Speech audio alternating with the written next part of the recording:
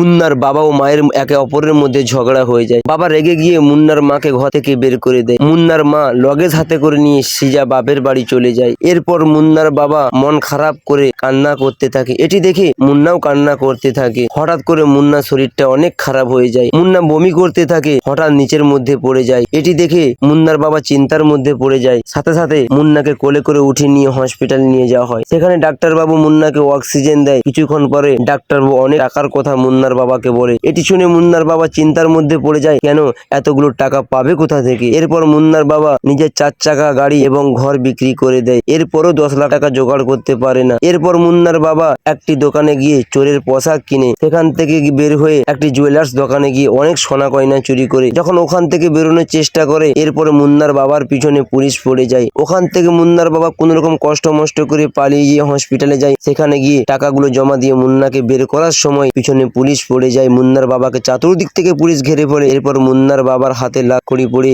মুন্নার বাবাকে জেলে নিয়ে যাওয়া হয়। মুন্না এটি দেখে খুব কান্না করতে থাকে। এটি দেখে ভিডিওটিকে লাইক এবং চ্যানেলকে সাবস্ক্রাইব করে দিবেন।